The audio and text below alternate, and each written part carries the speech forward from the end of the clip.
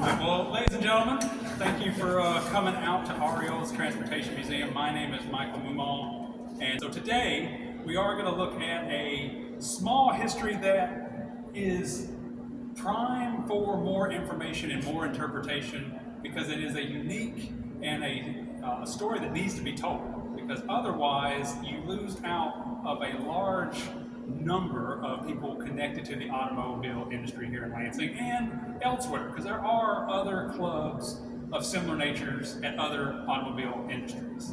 So today we're going to kind of look at and do a call to action, if you will, among the community here that may have personal stories that they would like to supply us to add to our collection about the history and the evolution of what is known as the Oldsmobile Girls Club.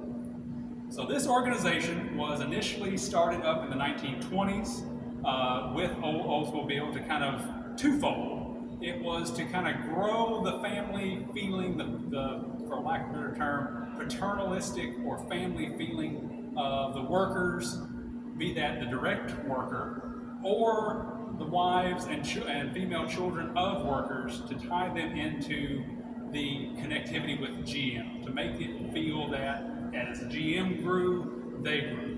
As the company maybe hit slow times, and then that impacted the workers, that it was a two-way street, that it wasn't just the company standing alone, and it wasn't a worker versus company fight, if you will. So this organization was set up among the mostly wives initially of male workers at Oldsmobile, though after about the 1930s and into the 1940s, as the number of female workers at Oldsmobile increased, especially coming out of World War II, where the UAW numbers of women enrolled in the UAW went from about 3% of auto workers in the plant, of female auto workers. It rose to about 28% of UAW population working in the auto plants of female workers. So by the late 1940s, especially the early 1950s, the growth of the Oldsmobile Girls Club and other similar organizations went from just the workers' wives group to a group of not only female wives of male workers, but the female workers themselves. And these groups were mixed focus. It was initially for camaraderie. So reach back into the late 1800s, sewing bees, sewing groups where women in the community would come together for companionship, for a specific purpose and goal, especially in times of need, producing charitable goods for the less fortunate. You can easily supplant that into the early 1920s Oldsmobile Girl Club. That was the drive. It was to bring these women together in camaraderie, but also to focus on ways to give back to the community. And that could have been donating goods. They had some early quilting bees and things of that nature, but they also developed fundraising goals to then give back philanthropically to institutions within the Lansing area. So you can think of Potter Park Zoo, or the YMCA, or the Young Women's Catholic Association. And I said that out because I'm always bad to forget this YWCA.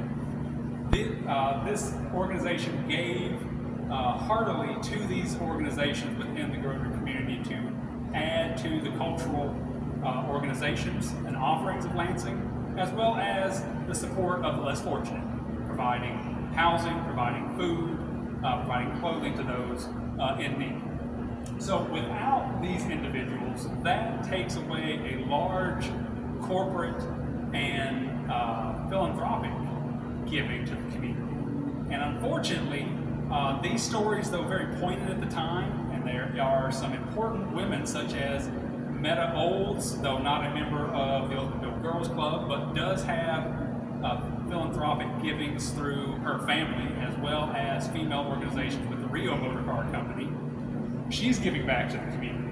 You have other individuals such as Helen Irwin, who we have a small exhibit on, who is a fine example of women coming into the workforce at Oldsmobile during the war periods in the 1940s, and then rising up the ladder to executive secretaries of the head of PR. She gives back either through the Oldsmobile Girls Club or personally, especially after her retirement in the 1980s, where she leads preservation efforts to help create what became known as the Oldsmobile Heritage Center, and what eventually evolved into becoming the Olds Transportation Museum. She also gives back to other philanthropic organizations as well. So these small examples are just examples of the pivotal stories of these women that, unfortunately, as time has evolved from their being active, has waned. As you can see, we'll bring the camera up close to show our small displays on the Oldsmobile Girls Club momentarily. We just don't have a lot of the historical ephemera or the stories from these women at any time period. We have small pieces such as the cookbooks that the Oldsmobile Girls Club develop at various times of the organization. We personally have a cookbook from the 1950s and the 1960s. But they do other cookbooks as well that we just don't have copies of. They also have monthly meetings that we have a few minutes from, but not large stories. Just recently, though not part of our collection, but has come up in the auction world, there is a pamphlet for the 1929 meeting of the Oldsmobile Girls Club where Amelia Earhart attended.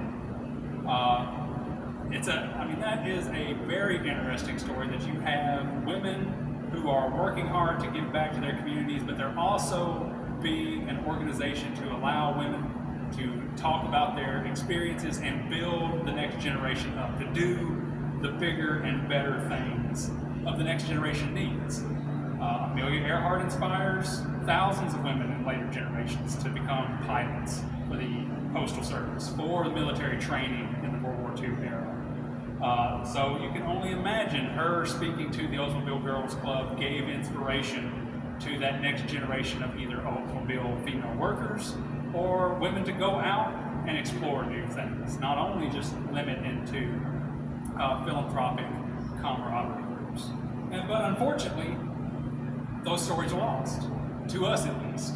Those stories may still reside in your home, in the minds of your relatives, in a journal in a hidden corner that grandma or grandpa held on to. And as an institution, our Olds Transportation Museum would like to see and garner and preserve those stories so that we can grow and improve upon our interpretation of these worthy topics, such as the Oldsmobile Girls Club, the women's societies that rose up out of REO Motor Car Company, groups and women such as Helen Early and Meta Olds, who have a little bit more of a historical footprint, but getting their stories further out front to show the important roles that they played in not only the societies in which they lived, but in working to preserve the heritage of Lansing automotive industrial history. And it is a disservice if we don't try to garner and preserve these stories for future generations. So with that, I do want to give you a slightly better taste of history. So I have dug through some of the Oldsmobile Girls Club recipes and my love of historical recipe makings. I did bring out a 1950s era dessert made by and presented by the Oldsmobile Girls Club called fruit salad cake. It is an interesting recipe, but I will leave your decisions on the taste of historical flavors to your palates. But I do appreciate everyone who came out to this, and I hope this brings forward an interest and a desire to bring out these narratives of history so that they can be preserved and presented to future generations. If there's any questions, I'd be happy to try to answer.